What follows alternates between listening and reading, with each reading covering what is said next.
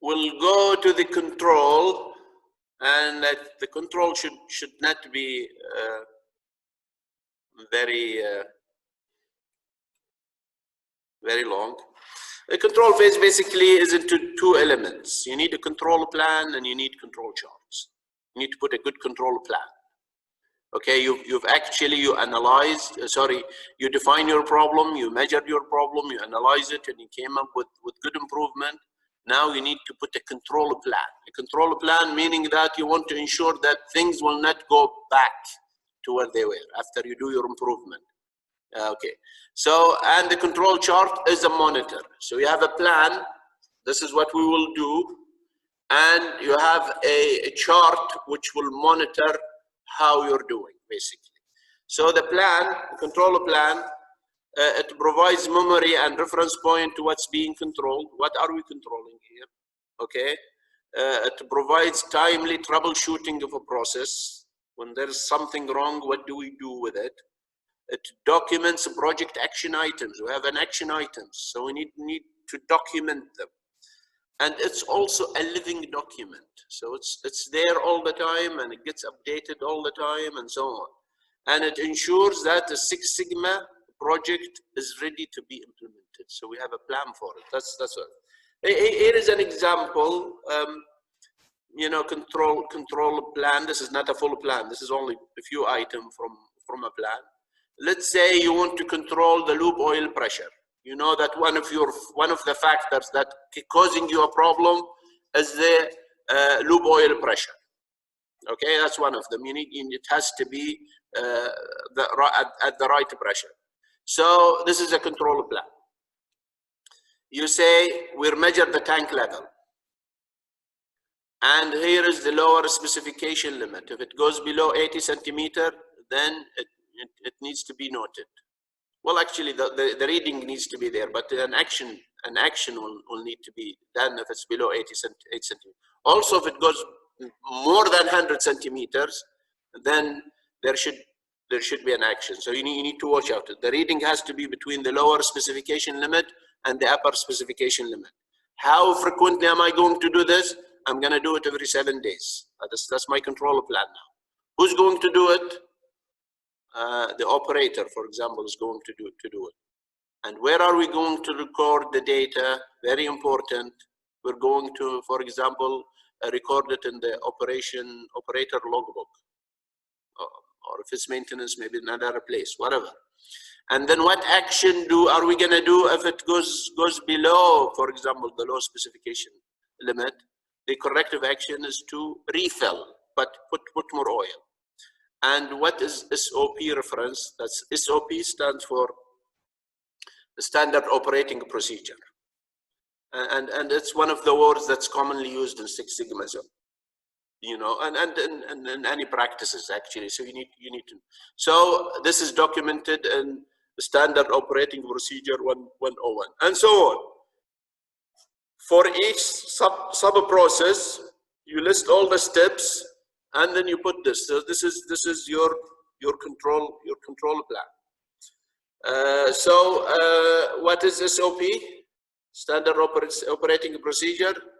They are used basically whenever there is a need to follow procedure. Whenever there is a need to follow procedure, then or an instruction, then you need to put a Standard Operating Procedure with a number, with documentation, and so on and so forth. So that's it. So the other part or the other element of the control phase is basically the control chart. And actually, although this is the last step and it's probably the easiest step and so on, but this is the soul of improvement. You need to control things. You need to be watching things. So the control charts is basically, it is showing you how you're performing. So a control chart is a tool for early detections of shifts and drifts, and it distinguishes special from random common causes. And if you walk out from Six Sigma, at least you should know what is a special cause and what is a random cause. A special cause is something that's beyond the control limits, and the random cause is just random, day-to-day variation. A special cause is because something happened different. So it distinguishes special causes from random causes. Random is also called the common causes variation, and it helps the process to perform consistently. So whenever we see that we are not consistent, then this is like it is used as a root cause analysis tool. You know, this is a cause. There is a problem. There is a special cause. If there is a special cause, we need to investigate it.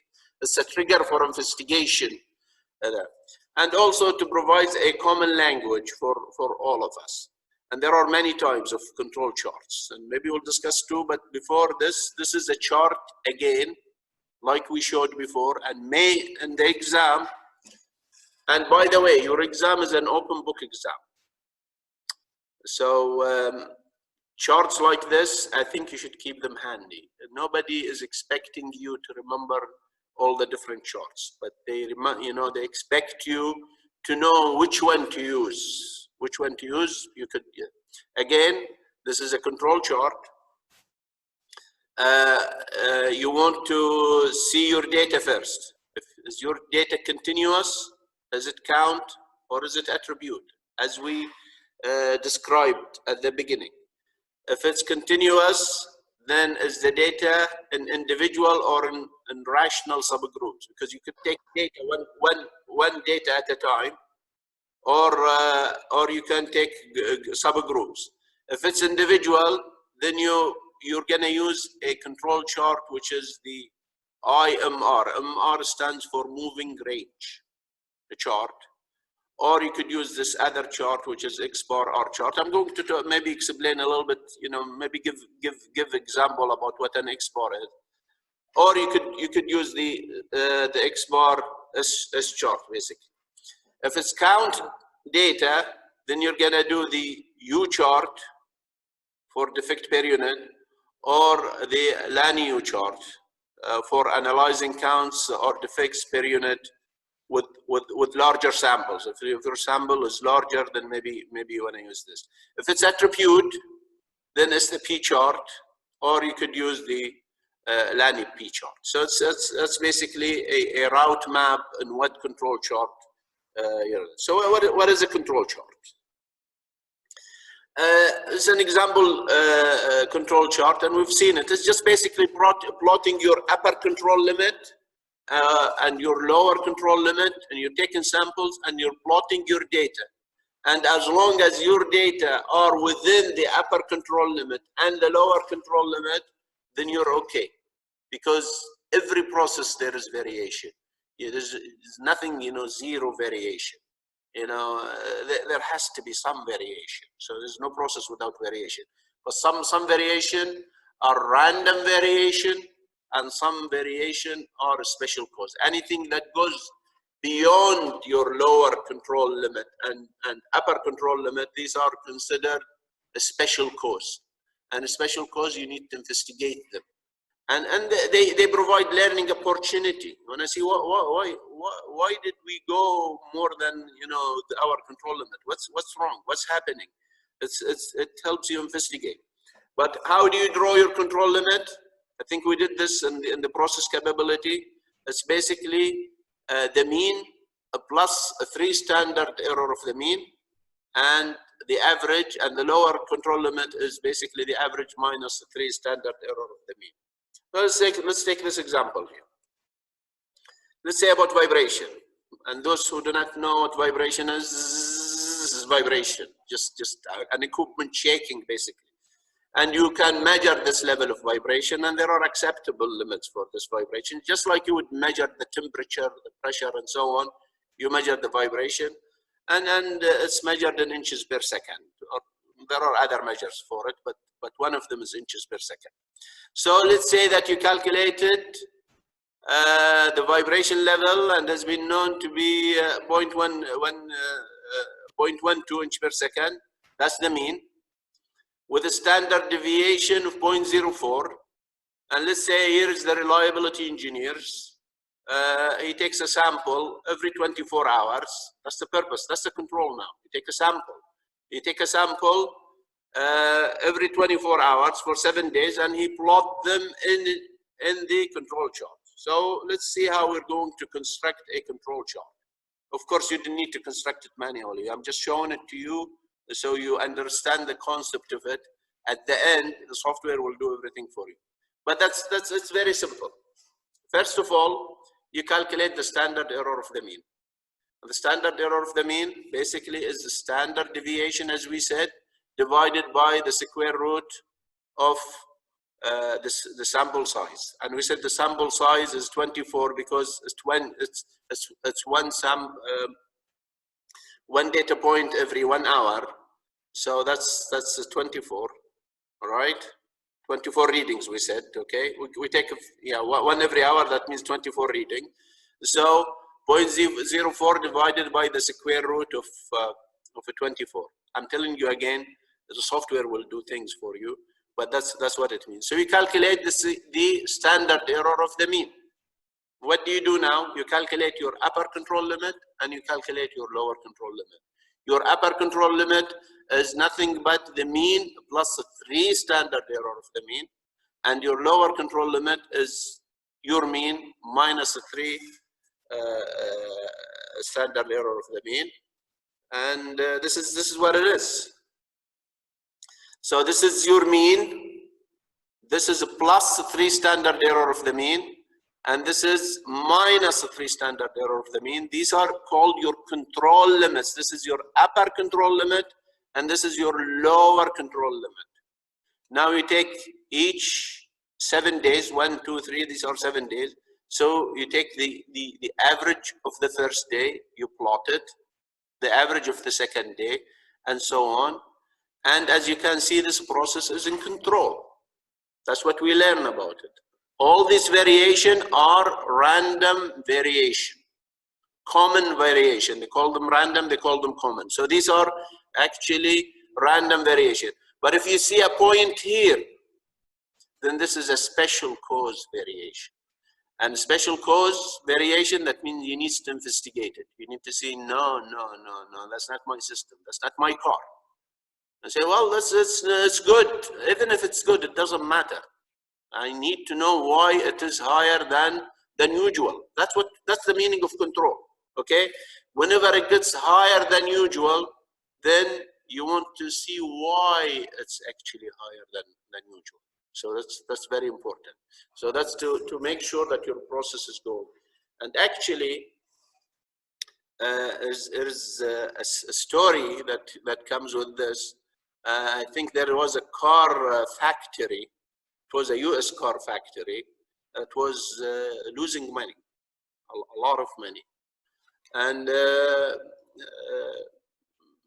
Japanese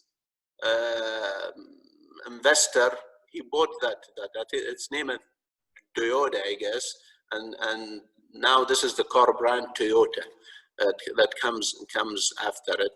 So it was an American factory, and he hired an American consultant, and all the American consultant did, his name is Deming, okay, he puts control charts.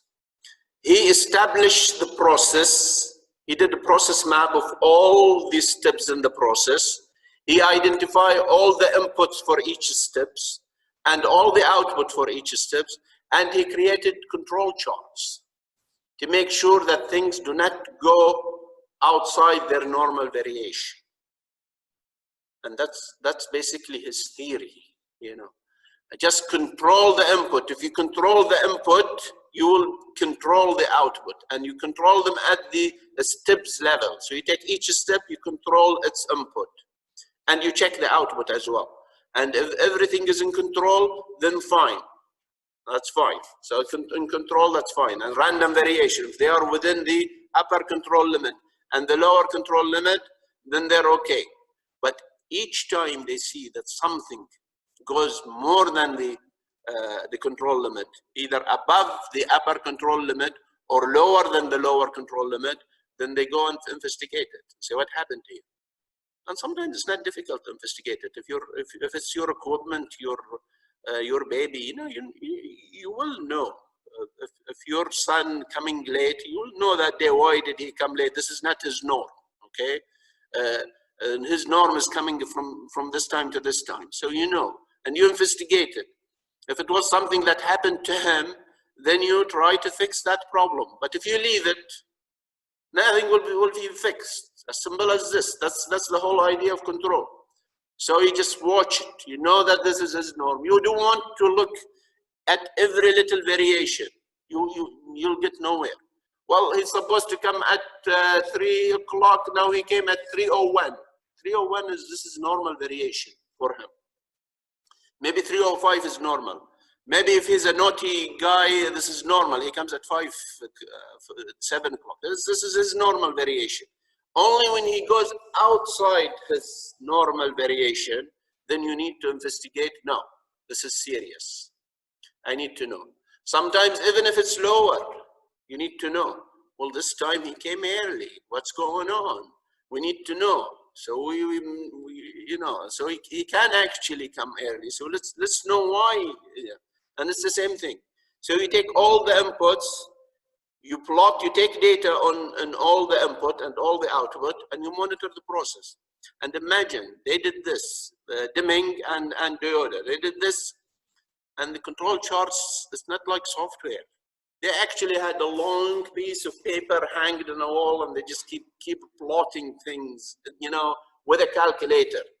That's what engineers are for anyway. Okay, so you go and they calculate, these data and so on, they plot them, and they say, this is a random cause, this is a special cause. And if there is a special cause, let's just investigate it. Let's find out why, and then let's go back to our control plan, and then fix our control plan. Let's add another step to it. Okay, each time something like this, we're going to do this and this and this and this and so on. And that's how improvement is. Again, causes of variation. There are random or common causes of variation. And if you're a green belt, if you're in Six Sigma, you need to know what common and what random cause variation. And there are special cause variation. And special cause variation are non-desirable, basically, in the process. You don't want a special, like this one here. This is a special. This one is a special cause. This is your control limit, and this is a special cause. I need to know. This is not my normal process. There's something different here. I need to investigate it. So common causes are present in any process all the time, and special causes are not present all the time. Even if it's a bad process, okay, as long as it's stable, even if it's a bad process, it still has random variation, okay, unless it's not out of control. That's another story. But many even the bad guys, or the bad actors, they have their own random variation. Okay, a car that shakes high, but there is upper control limit and then the lower control limit. So that's the same here. For the P chart, it's similar. You calculate the standard error of proportion. Again, you take the mean plus 3 standard error of proportion. But calculation of standard error of proportion is quite a bit different. But it's actually the way you calculate standard error of proportion. You multiply the proportion, if it's 94%, times the complement of that proportion. So 94%, the remaining is 6%. So you multiply these numbers together and you divide by the sample size and you get your standard error of the mean. Now your upper control limit, if it's 0.06, which is the proportion time plus the 3 standard error of proportion, and so on. I don't want to go into this, but you get the hang of it.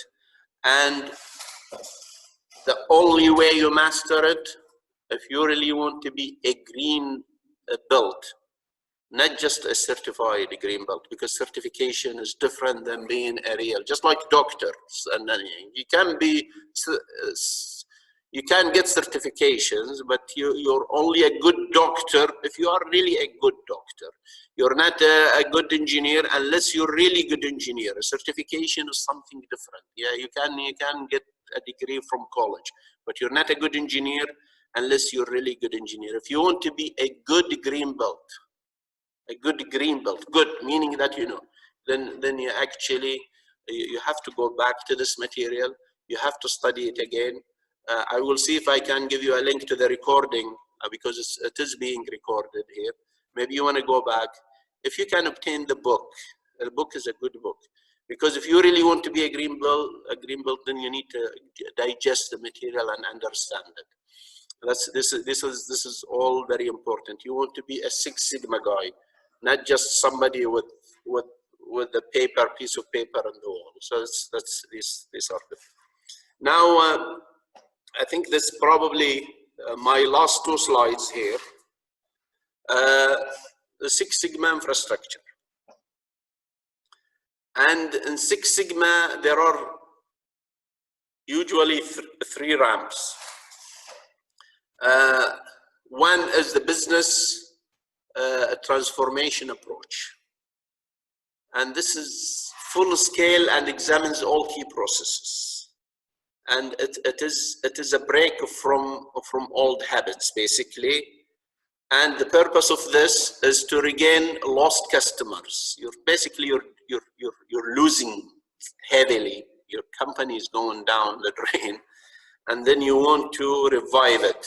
So you want to just examine all the key processes, and you want to, in this approach, and then you want to basically revive again. So that's a business transformation approach.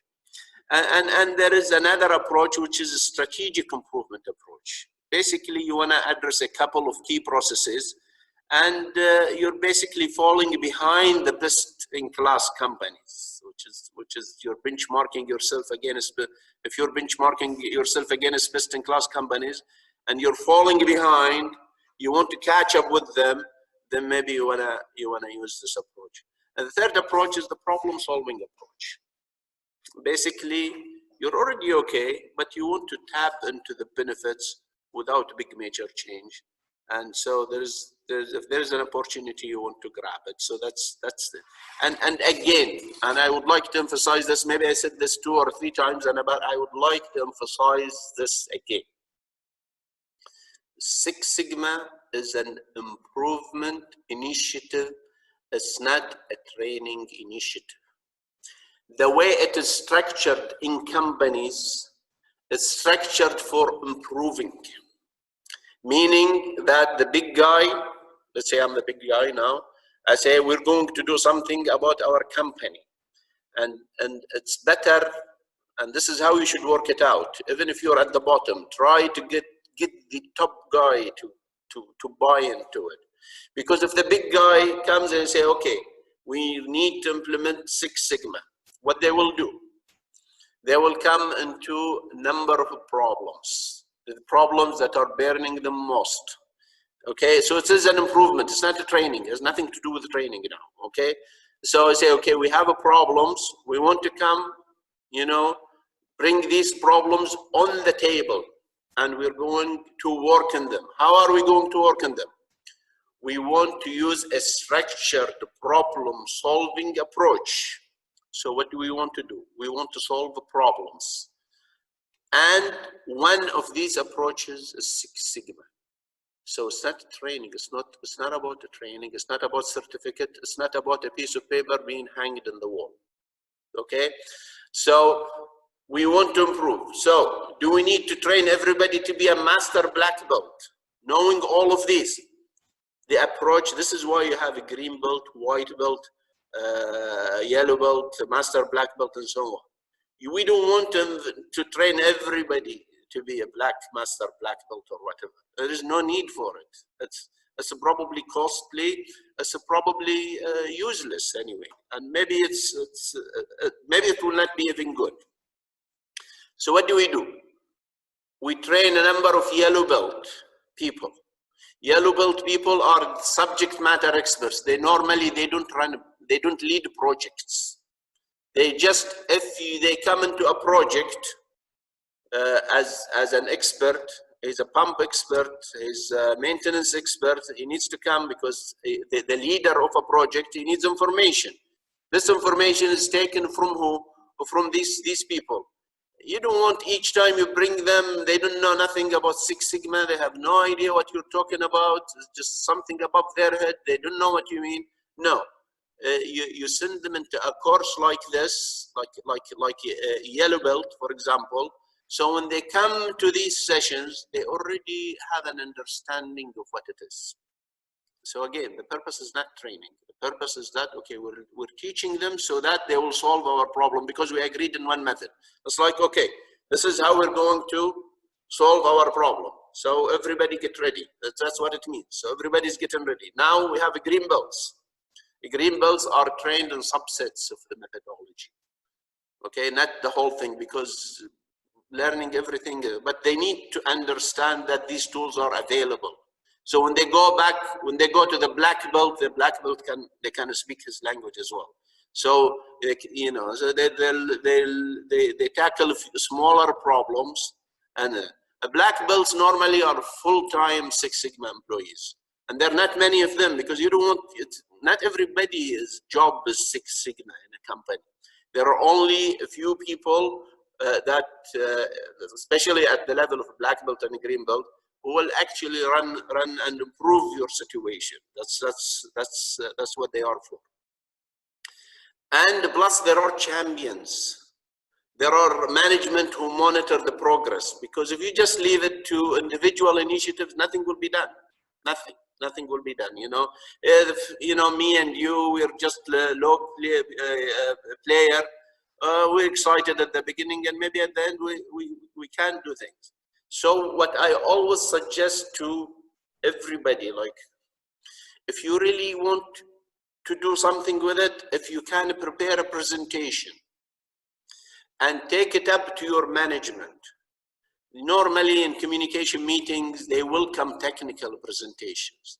And if you can prove something with a problem that they have, they will understand it a little better. Because if you just come and say Six Sigma, it will be good, and so on, and it will, and say, okay, finish your talk, thank you, we gave you 15 minutes, half an hour, thank you very much, okay?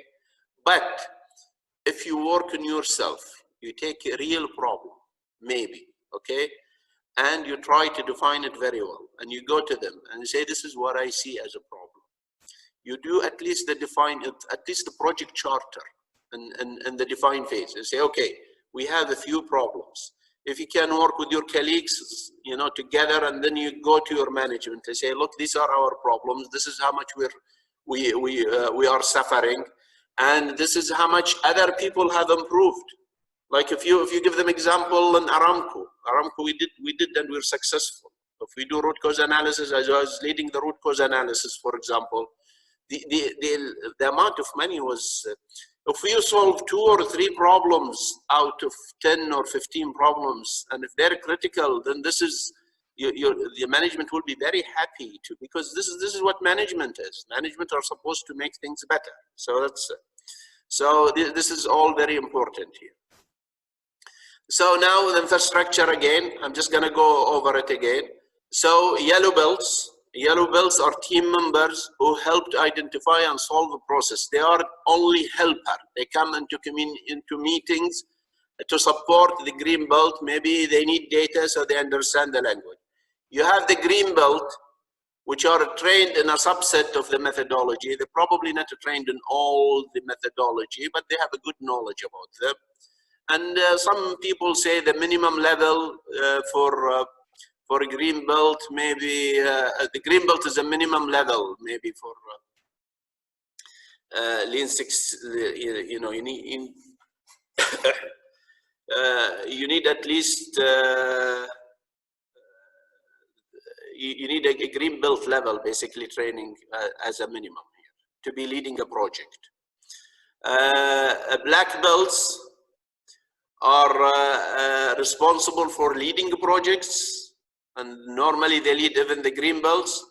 And master black belts are experts, and they coach both the black belts and the green belts. But not every company, maybe they can afford to put many master black belts. Some companies, they don't even have master black belts. If they have a problem, they go to external consultants, or maybe university professors and things like this, people who are good in this. You need a champion to make the initiative work. The champions, they select the project and they provide all the logistics. If there is any bottleneck or a problem and so on, then they clear it up for you. And also there are process owners who actually own the process. Is probably the foreman of the facility and so on. They actually maintain the gains basically. So they take ownership of completed projects and they maintain the gain. And there are the finance champion, and these are very important. These are the people who tell you that this project is really financially significant or not financially significant. It's them who help you.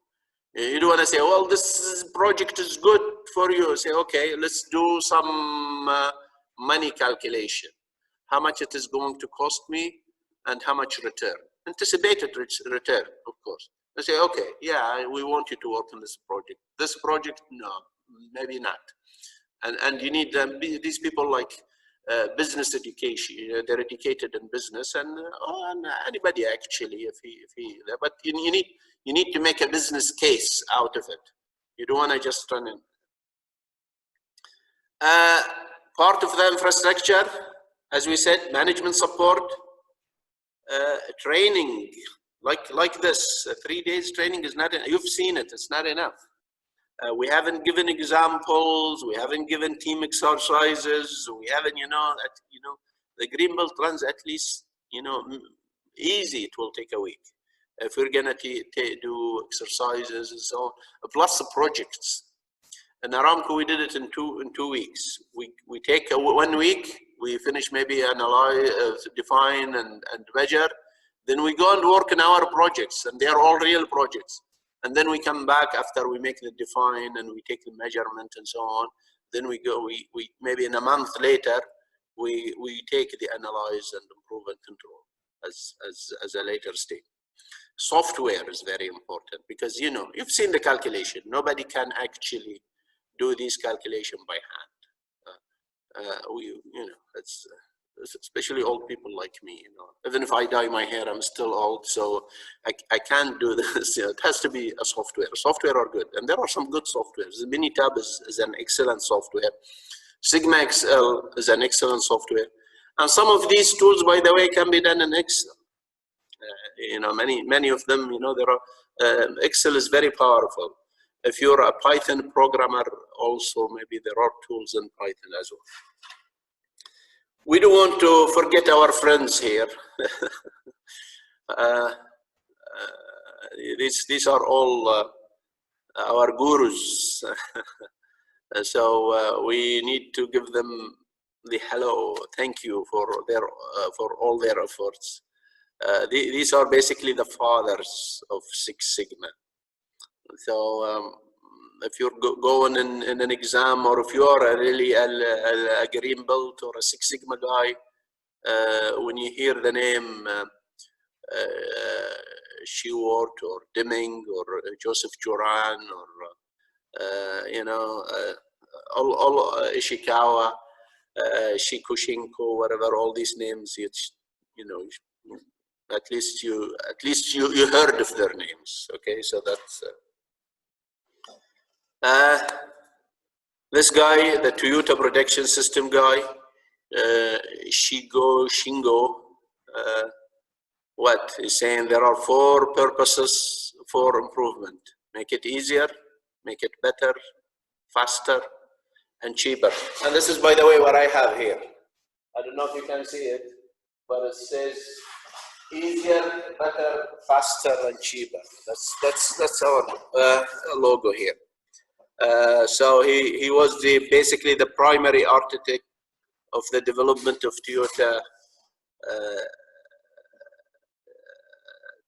Toyota Protection System, TPS. I think with this we're pretty much finished. Just a few things about the exam. We need to agree on which date of the exam.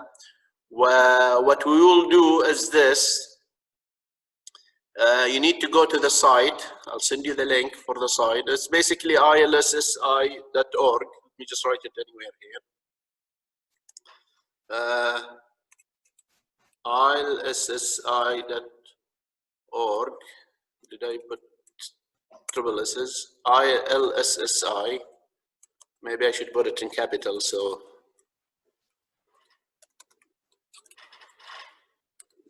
.org. What you will do, just to create an account. Of course, you will not be paying. Well, I'll use my discount code, as I promised you. Just go create an account, and I'll send you a password. We're all going to be using the same password for now. Then I'll do. I will use my discount code and pay and complete the payment, which you all of you have paid anyway. And then the exam is 100 questions. It's over 2 hours. I'm gonna make an exception for you because you're non-native speakers. So I probably extend it to 3 or a little bit more than 3 hours. But it's going to have to be that particular day. You know, if we decide in a day, then it's going to be that day. What I suggest for you to prepare for it, go back. I sent you a link. I'll send you another link. But the link that I sent you today is basically that I made a few changes. Maybe I'll send you another link for the few changes that I made. But even the link that I sent you today is a good link. I'll see if I can access my recording. I didn't do it before, so I don't know. But I'll see if I can give you a link to the recording if you wanna hear, wanna listen to it again. The book is a good book. But anyway, that's to become a real green belt, not just certified one. But I think if you digest this material that we discussed, you should be able to pass the test. It shouldn't be difficult. Pay attention. We give many acronyms. You need to know what they are. Like, what is DMAIC? What is SIPC? What is PDCA? What is 5 S's? What is VOC, voice of customer? COPQ? What's USCL? This is CL. Upper specification, upper control limit, lower control limit, upper specification limit, and so on. And actually here I created an index. I think all of this, you should know what they mean. But if you really have a good understanding of the subject, then you shouldn't have a problem to pass the exam. That's what I have. Any question? It's a long day, but it's lighter material, I guess, especially at the end, improve and control. Did you all sleep? Where are you? Doctor, I have a question about the exam. Regarding the major phase, actually we do some statistical equation. So do we have to know all of these equations to do these statistical in the exam, or actually no? Because as you said, mostly it's had a program for this. No, mainly no calculation. That's you need to understand. Maybe they'll give you like for maybe in what process capability, for example. Maybe they'll give you a chart for from Minitab and say what is the upper specification limit, what's the lower specification limit, what's the expected, and so on. So you need to understand this. But I think if you go over the material and you digest it, you should be able to pass it. It's, yeah, so it's I could maybe what I will do this. Take a few days, go over the material, study it very well, and then maybe we all agree, and maybe we should agree from now, that we come back maybe for 1 hour or something, like question answer, maybe a quick overview of what things. But I haven't sent you this index, but also look at this index and see if if you can make sense out of it and so on. If you understand the material, a lot of it, well, some of the questions are common sense. Anybody, it's very clear. But there are questions. It will test you, actually. It's a good test. It will test you if you know the material or you don't know the material. But if you know the material, you should be able to pass the test. So we will say that let's plan for Monday, next Monday, and let's say the same time, 7 p.m. We'll come back and then we'll have a question answer session. Maybe I'll go very quick over some of the items that you've missed, but I suggest that you study for the material. Just like when you take any, you take a course in college, you don't say, well, I took the course, I should be able to pass the exam right away. You should be doing some studying, But with the slides, I'll see how I can send you the recording if I can. I think if you go to the slides, that should be enough. And studying in group, always studying in group is good. Ask if you have friends here and there. Ask them, what does this mean? What do you think? If you're two from the same organizations, maybe spare some time and sit together and have questions together. Like studying together. It's again, honestly, I think what you should aim for is the learning more than the certification.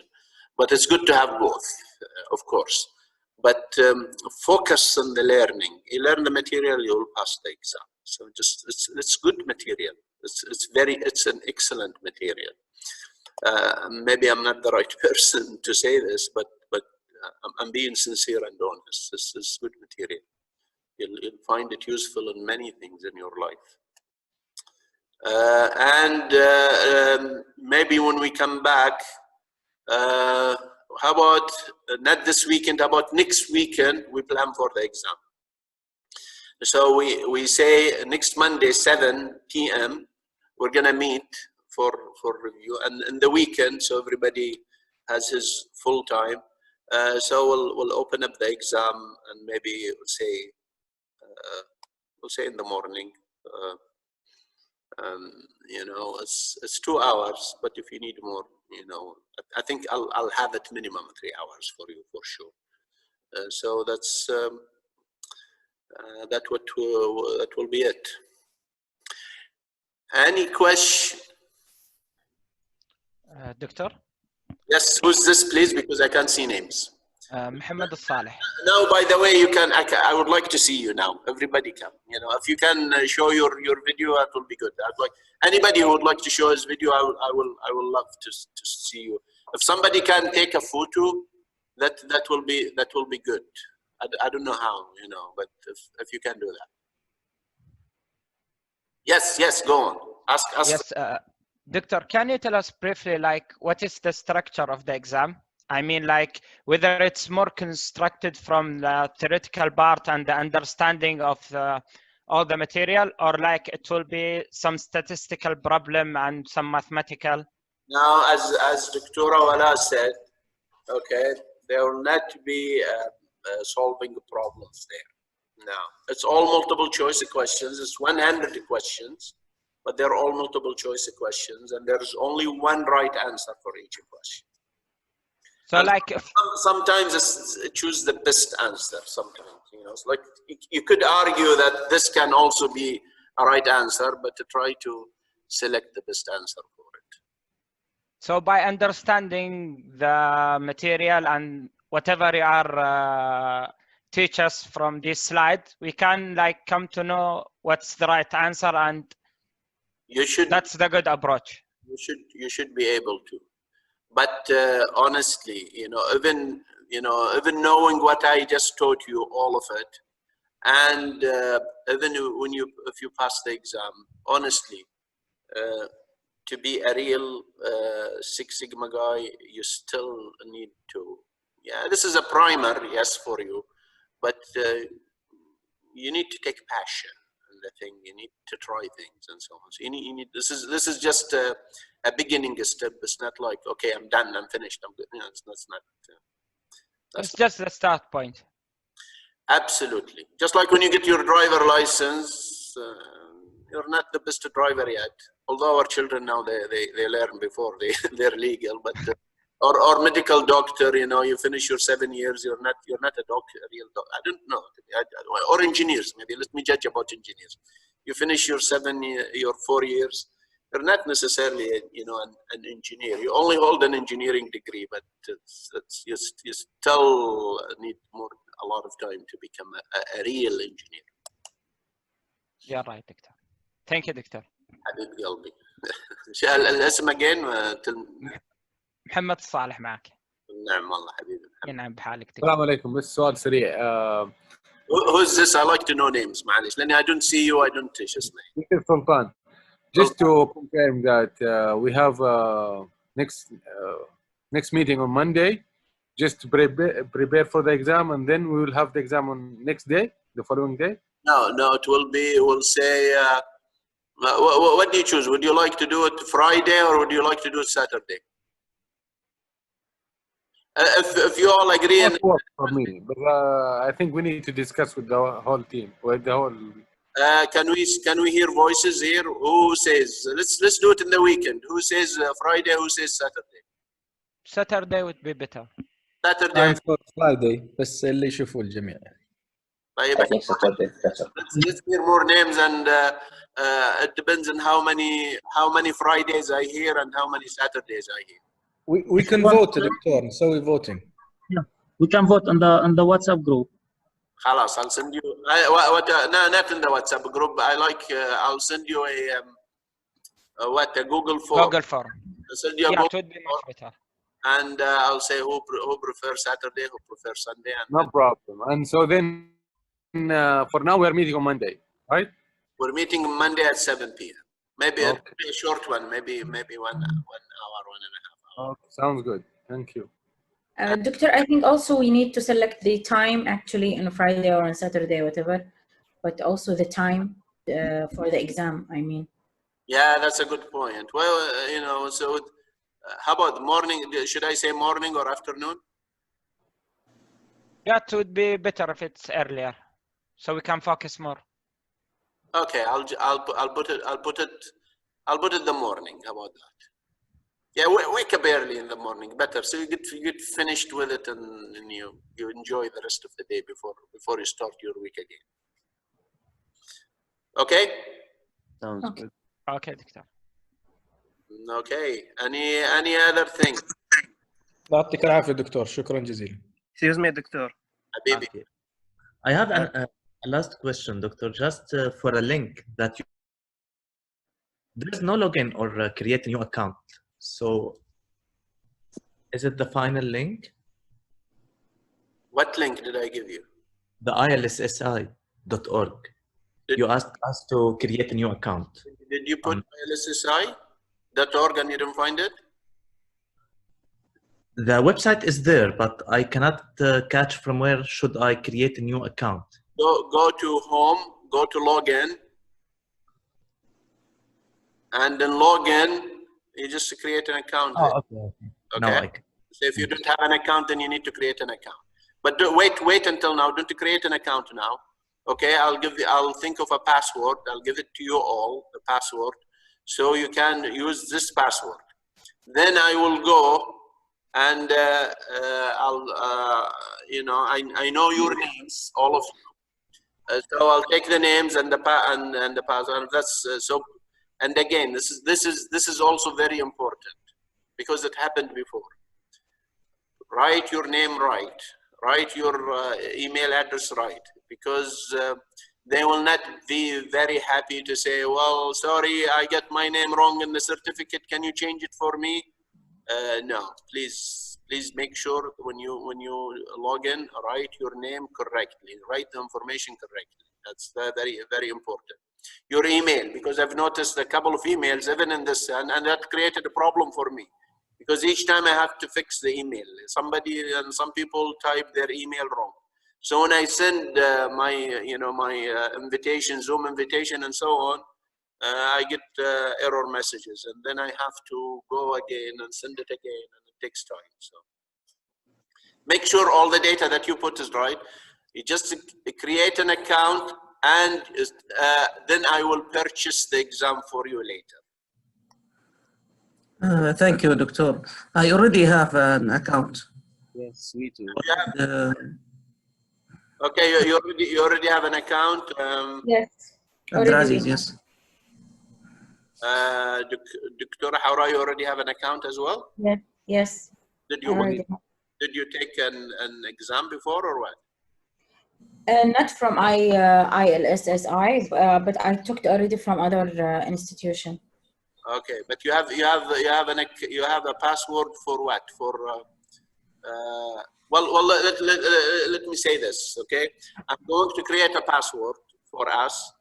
Please go and change your password to the password that I will give you, because it will be very difficult for me to go to everybody. Okay.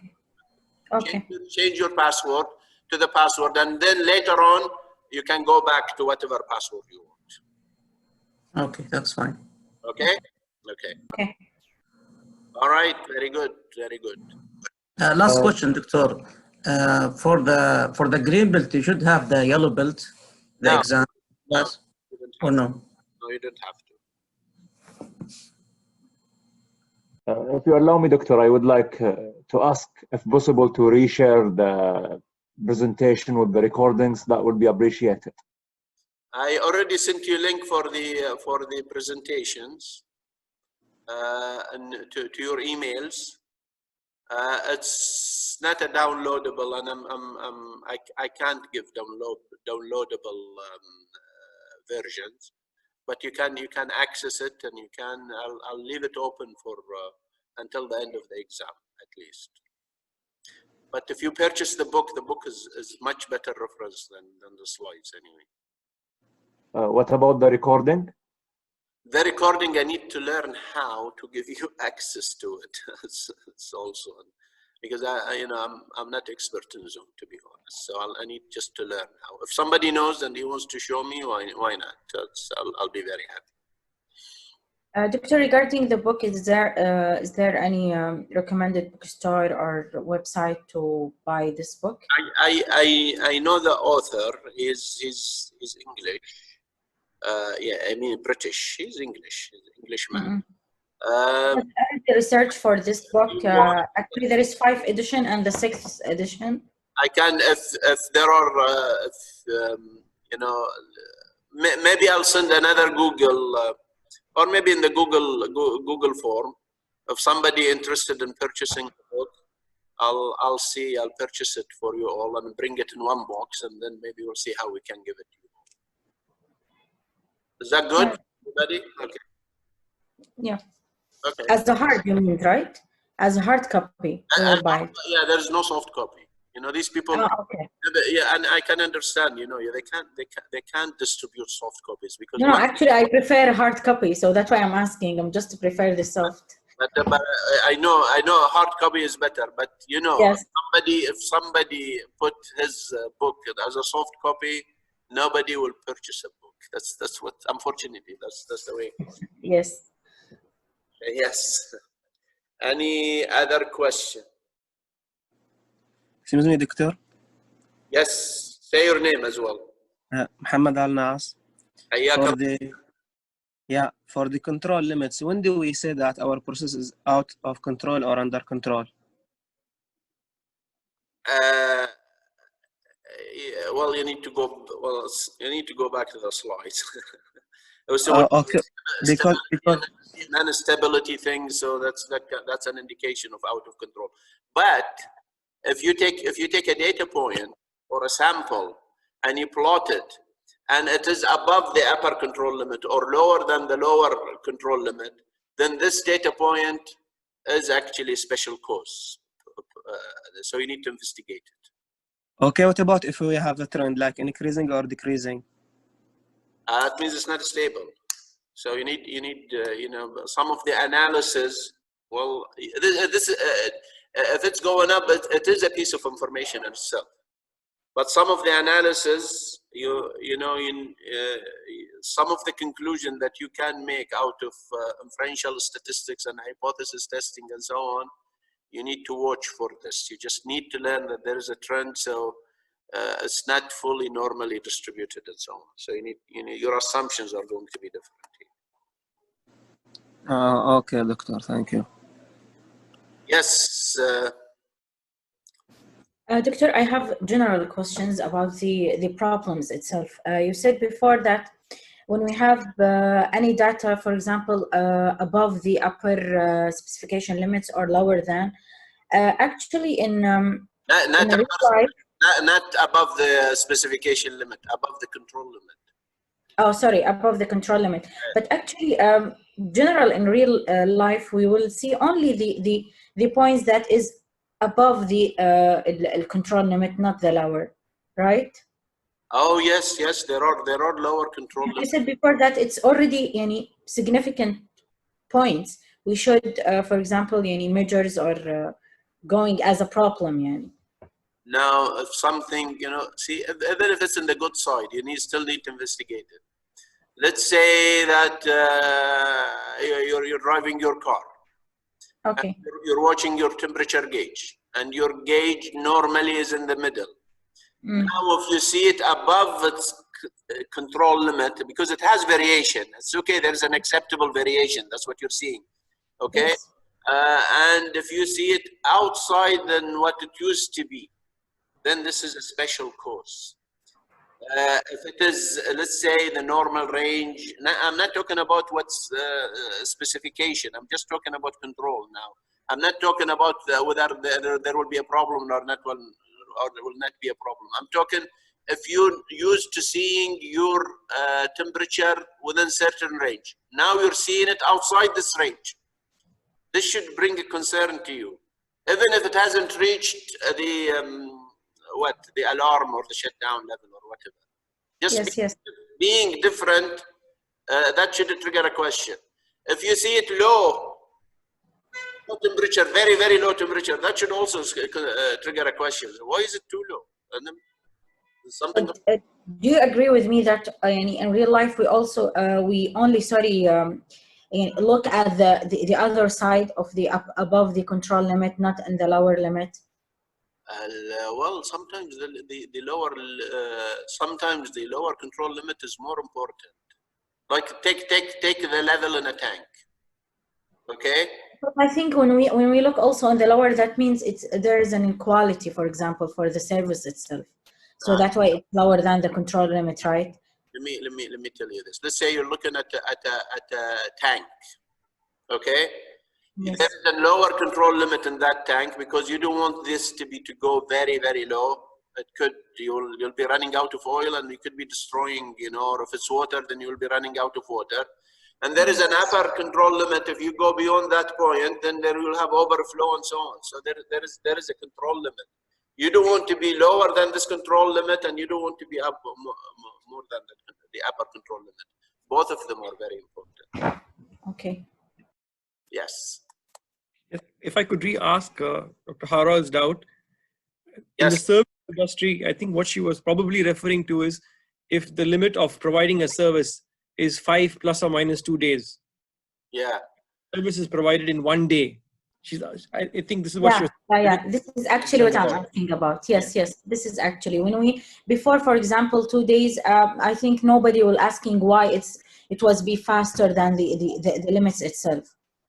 But if it's later than, for example, 7 days, it will be a problem, right? No, I disagree. And the reason is this. If somebody is coming too early, maybe early is good. He's coming too early. It's not that I'm having a problem with him coming too early. I just need to know why did he come too early? What happened? It is outside the control limit. Maybe it's good. Maybe I like it. But still, I want to know what happened. This is not normal. So maybe there is something outside the norm. I need to investigate it. Okay. You know what I mean? If even coming early, it's too good to be true. Like we say, this is too good to be true. What's happening? Why is it too good? Too bad is not good. I mean, too bad you need to investigate. Too good you need to investigate at the same time. Both of them. Also, Doctor, I have an example to reply with. As a manufacturing company, I might be damaged or having a negative impact if I receive the raw material earlier than expected because I have no inventory available for it. So it might get damaged or something. I agree with this, but that's with the specification limit. Now we're not talking a specification limit.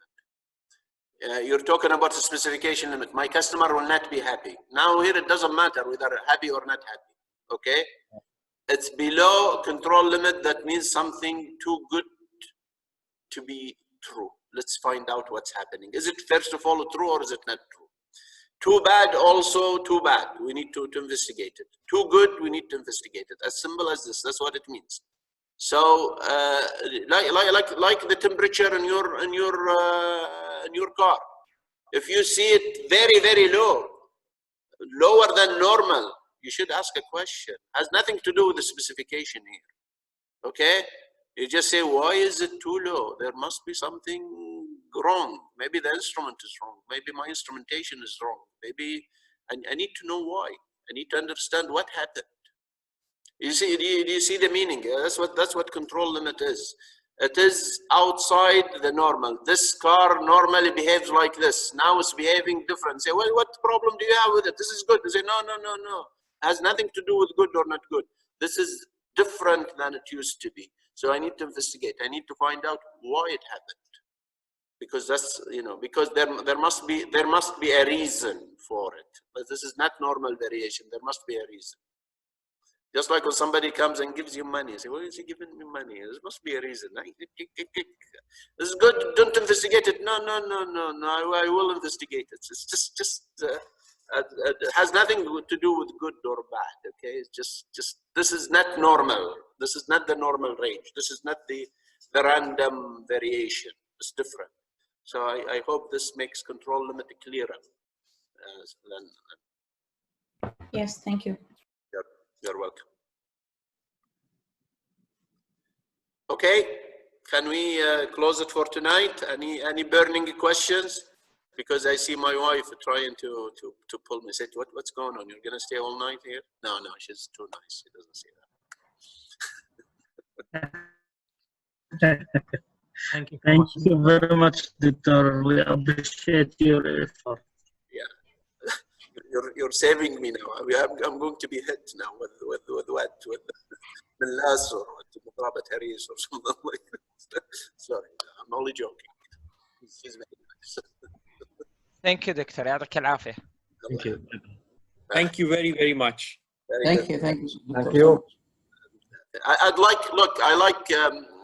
like you to give me feedback and honest feedback. Honestly, with someone my age doesn't. Yeah, I like to hear some good feedback sometimes, but the honest feedback is more important to me. So send me feedback. After exam, inshallah. After you pass, huh? Before you pass, you're not gonna. All right. No, before. I would like to hear, where, because you will forget at that time. If you can, I mean, it's up to you. Then it's optional. All right. Yes. Good night, all. Bye. As-salama. Good night, Doctor. Thank you.